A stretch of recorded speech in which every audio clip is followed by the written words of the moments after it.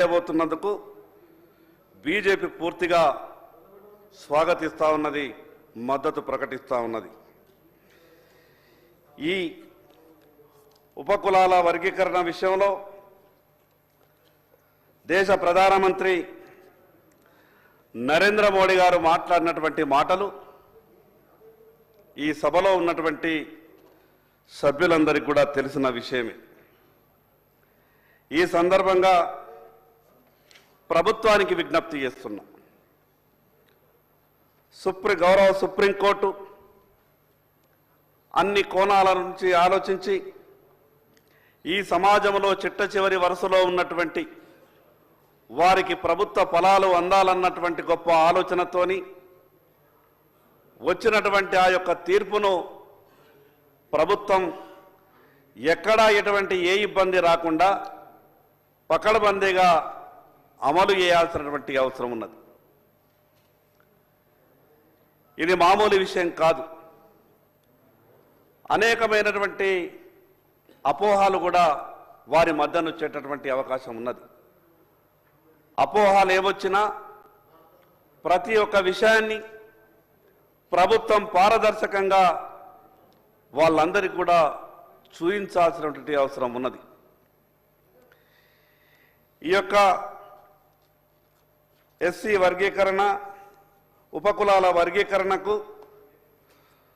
Bharatiya Janata party ఈ యొక్క వర్గీకరణ పోరాటంలో అనేక సందర్భాల్లో ఆ రోజు మందకృష్ణ మాదిగ పడుతున్నటువంటి ఇబ్బందిని కానీ, సుప్రీంకోర్టులో కేంద్ర ప్రభుత్వం చేసినటువంటి విషయాన్ని కానీ, ఈ దేశ ప్రధానమంత్రి నరేంద్ర మోడీ గారు చేసినటువంటి కృషిని కానీ, సుప్రీంకోర్టు తీర్పు కన్నా ముందు జరిగినటువంటి అనేక విషయాల మీద కూడా ప్రభుత్వం తరపున ముఖ్యమంత్రి గారు, మంత్రుల మిగతా విషయాలన్నీ కూడా మాట్లాడతారనుకున్నాం. సరే, ఏది ఏమైనా గౌరవ సుప్రీంకోర్టు ఇచ్చినటువంటి తీర్పును పకడ్బందీగా అమలు చేస్తూ మరి వారి మధ్యన కూడా ప్రొద్దున్నే మీడియాలో, సోషల్ మీడియాలో చాలా వార్తలు వచ్చినాయి. సరే, మీడియా, సోషల్ మీడియాల వార్తలకు సభ నుండి పూర్తిగా చర్చ అవసరం లేకున్నప్పటికీ ఆ యొక్క వర్గాల మధ్యన ఏదైనా అపోహ ఉంటే ప్రభుత్వం అందరికీ అండగా ఉండే విధానాన్ని కూడా ప్రభుత్వం తరఫున పూర్తిగా స్పష్టం చేయాలి. బాధాకరమైన విషయం అధ్యక్ష, బీసీ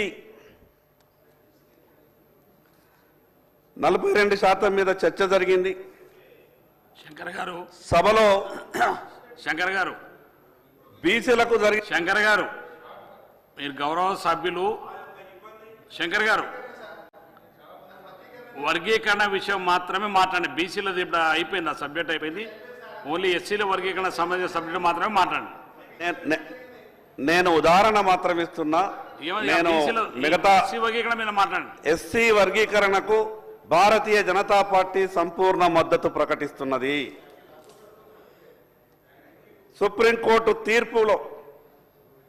సుప్రీంకోర్టు తీర్పు కన్నా ముందు కేంద్ర ప్రభుత్వం మా యొక్క వాదనను, వర్గీకరణకు సంపూర్ణ మద్దతును హైదరాబాదులో ప్రకటించిన సభలో నరేంద్ర మోడీ గారు మాట్లాడినటువంటి మాటలను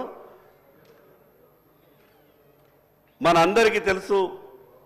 నేను ఆ ఉదాహరణ ఎందుకు చెప్పే ప్రయత్నం చేసినంటే అధ్యక్ష, ఒక విషయాన్ని అమలు చేస్తున్నప్పుడు మిగతా వాళ్లకు ఏదైనా అపోహాలుంటే దాన్ని దూరం చేసే ప్రయత్నం చేయాలన్న సూచన మాత్రమే చేసిన ఒక బీసీ బిడ్డగా ఈ సభకు తప్ప నేను ఇంకొక ఎవరికి నా బాధ చెప్పుకోవాలి అధ్యక్ష. నేను మీకే నా బాధ చెప్పుకోవాల్సి వస్తుంది. నేను ఎందుకంటే బీసీలకు సంబంధించిన అంశం మీద నేను ముగింపు చేయకుండానే కూర్చోవాల్సి వచ్చింది. భవిష్యత్తులో కూడా ఆ రకమైనటువంటి అవమానాలు ఈ సభలో జరగవద్దని మాత్రమే నేను మీకు విజ్ఞప్తి చేస్తున్నా. అధ్యక్ష, బీసీల బాధలు చెప్పే ప్రయత్నం చేస్తున్నాం. నేను మిగతా వాళ్ళతో ఎక్కడ కూడా శంకర్ గారు ప్రభుత్వం మీద శంకర్ గారు మీకు కేటాయించిన సమయం ఎంత కేటాయించిన ఉదయం ఆ సబ్జెక్ట్ లో మీరు మాట్లాడే అవకాశం ఇచ్చిన అధ్యక్ష, నేను మిగతా వాళ్ళకు సమయం ఎందుకు ఇచ్చిండ్రు అనా విషయం మాత్రమే మాట్లాడండి. నేను మిగతా వాళ్ళకు సమయం ఎందుకు ఇచ్చిండ్రని మాత్రం అనా నా ఆవేదనను మీకు చెప్పేటటువంటి ప్రయత్నం చేస్తా ఉన్నా. గంటన్నర వాళ్ళెందుకు మాట్లాడిండ్రని నేనా అధ్యక్ష? నాకు మాత్రం ముగింపు సమయం ఇవ్వలేదు. అది భవిష్యత్తులో ఆ రకమైనటువంటి అవమానాలు సభ్యులకు జరగకుండా మీరే మా హక్కులను కాపాడాలని మీకు విజ్ఞప్తి చేస్తూ, భారతీయ జనతా పార్టీ ఈరోజు ప్రభుత్వం ఈ వర్గీకరణను అమలు చేస్తున్నందుకు సంపూర్ణ మద్దతు ప్రకటిస్తూ మీకు ప్రత్యేకంగా ధన్యవాదాలు తెలియజేస్తూ సెలవు తీసుకుంటున్నా. అక్బరుద్దీన్ మంత్రి గారు, ఓఎస్ గారు కూర్చోండి ఒక్క నిమిషం. మంత్రి గారు. Honorable panel speakers, sir.